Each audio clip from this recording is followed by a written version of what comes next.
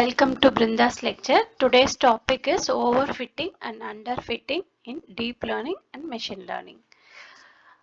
Let's see the overfitting and underfitting concepts. The first concept is generalization. What is meant by generalization? Generalization in machine learning refers to a model's ability to perform well on new unseen data. அதாவது generalization அப்படின்னா என்னன்னா machine learning வந்து predict பண்ணுறதுக்கு முன்னாடி நம்ம வந்து கொடுக்குற data செட்டை ட்ரைனிங் செட் தனியாகவும் டெஸ்டிங் செட் தனியாகவும் பிரிச்சிரும். பிரித்ததுக்கப்புறம் ட்ரைனிங் செட்டை மட்டுமே வச்சு மெஷினை ட்ரெயின் பண்ணுவோம். டெஸ்டிங் டேட்டாவை வச்சு இது வந்து டெஸ்ட் பண்ணுவோம். இப்போது மெஷின் வந்து ஒரு டேட்டாவை கொடுக்கும்போது அந்த டேட்டாவில் அது ட்ரெயினே ஆயிருக்குல ஃபஸ்ட் டைம் அப்போ தான் அந்த டேட்டாவை பார்க்குது. அப்போது அந்த மெஷின் வந்து எப்படி ஒர்க் ஆகுது, என்ன மாதிரி அவுட்புட் கொடுக்குது, எப்படி பெர்ஃபார்ம் பண்ணுது, அன்சீன் டேட்டா இது வரைக்கும் பார்க்காத டேட்டாவில் அந்த மெஷின் லேர்னிங் அல்கோரிதம் வந்து எப்படி ஒர்க் ஆகுது அப்படின்னு சொல்கிறது தான் வந்து என்னென்னா generalisation. A model is trained on a data set and then evaluated on a different data set to check its generalization. Good generalization means the model performs well on the testing data. அதாவது ஒரு machine learning model வந்து நல்ல generalisation அப்படின்னா எப்படி சொல்லுவோம் அப்படின்னா அது இது வரைக்கும் பார்க்காத டேட்டாவுக்கு அது எப்படி பெர்ஃபார்ம் பண்ணுது அப்படின்றது தான் ஜென்ரலைசேஷன். இன்னும் டீப்பாக சொல்லணும் அப்படின்னா generalisation means the model performs well on the testing data. ஏன் டெஸ்டிங் டேட்டா அப்படின்னா டெஸ்டிங் டேட்டாவில் மிஷின் ட்ரெயின் ஆகலை, ட்ரைனிங் டேட்டாவில் தான் மிஷின் ட்ரெயின் ஆகிருக்கு. இப்போ டெஸ்டிங் டேட்டா அப்படிங்கிறது மெஷின் லேர்னிங் மாடலை பொறுத்த வரைக்கும் புது டேட்டா. ஸோ அந்த டேட்டா மேலே அது எப்படி பெர்ஃபார்ம் பண்ணுது அப்படிங்கிறது தான் ஜென்ரலைசேஷன்.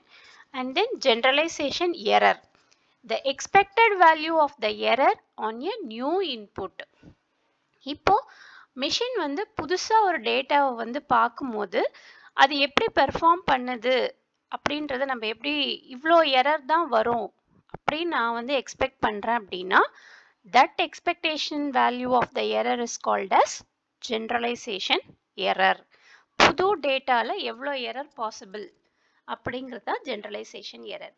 இப்போ இந்த எரரை எப்படி எஸ்டிமேட் பண்ணலாம் அப்படின்னா by measuring its performance on test set of examples that were collected from the training set.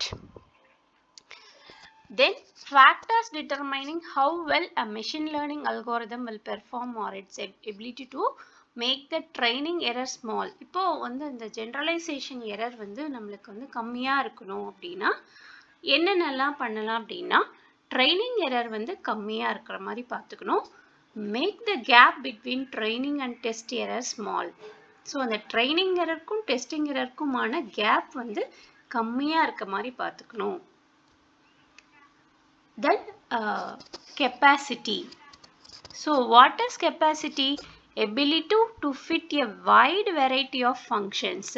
இப்போது ஒரு மெஷின் லேர்னிங் மாடலோட கெப்பாசிட்டி அப்படிங்கிறது எவ்வளோ வெரைட்டி ஆஃப் ஃபங்க்ஷன்ஸை வந்து அது ஃபிட் பண்ண முடியும் அப்படிங்கிறது தான் கெப்பாசிட்டி அப்படின்னு சொல்கிறோம்.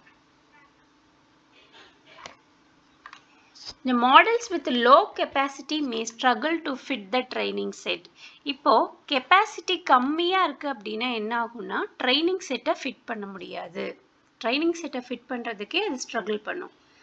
இப்போ மாடல் கிட்ட வந்து ஹை கெப்பாசிட்டி இருக்குது அப்படின்னா it can be overfit by memorising properties of the training set that do not serve them well on the test set.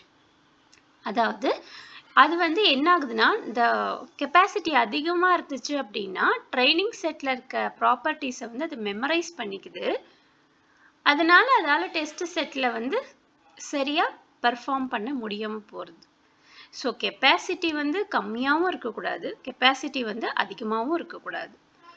And then bias and variance in machine learning.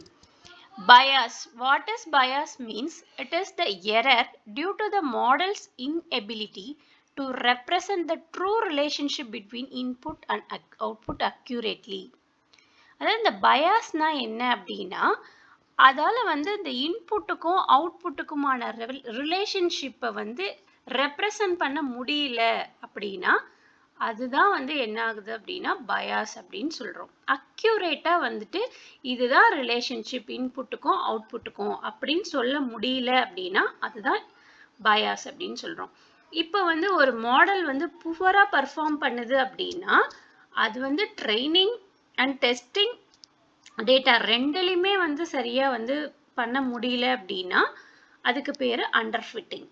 ஒரு model வந்து under ஃபிட்டிங்னு நம்ம எப்போ சொல்லுவோம் அப்படின்னா அதால training டேட்டாலையும் நல்ல performance கொடுக்க முடியல, ட்ரைனிங் டேட்டால கொடுக்க முடியலனாலே ஆட்டோமேட்டிக்காக டெஸ்டிங் டேட்டாலையும் பெர்ஃபார்மன்ஸ் வராது. ஸோ அதுதான் நம்ம என்னன்னு சொல்கிறோம் அப்படின்னா அண்டர் ஃபிட்டிங் அப்படின்னு சொல்கிறோம். அந்த இடத்துல ஹை பயாஸ் இருக்குது.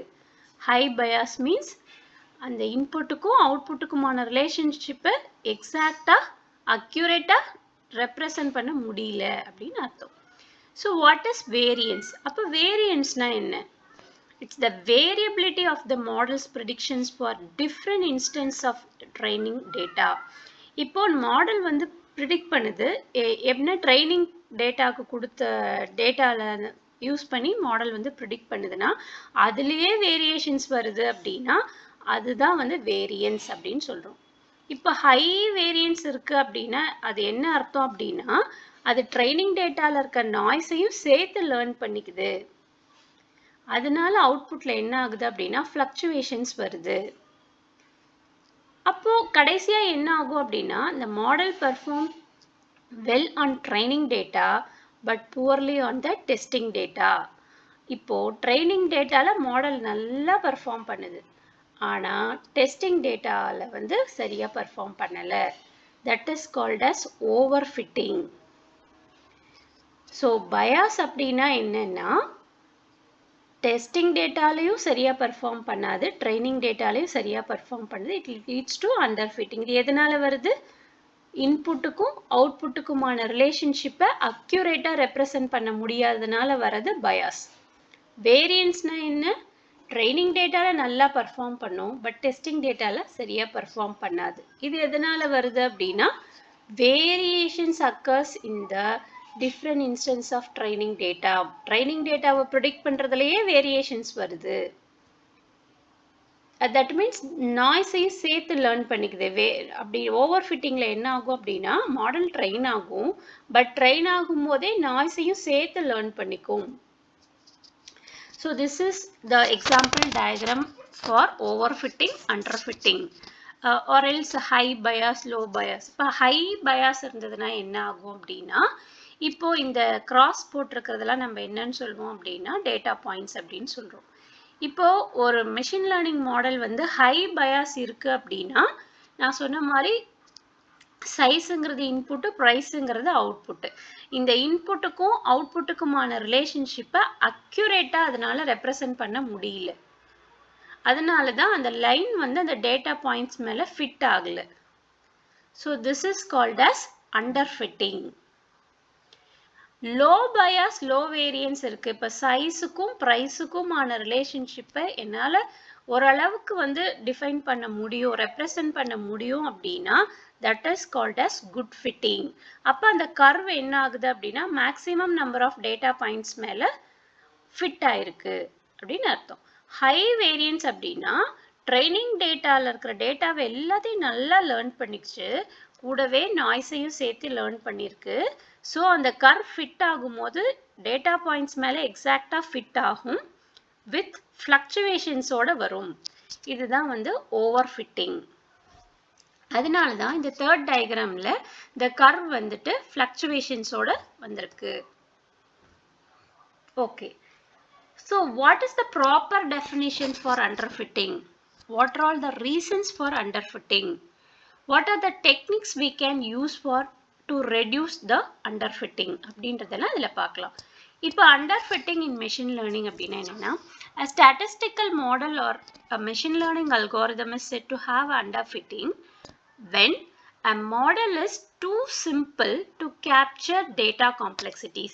இப்போ என் மாடல் வந்து ரொம்ப சிம்பிளான மாடல் அப்படின்னா என்ன ஆகும்?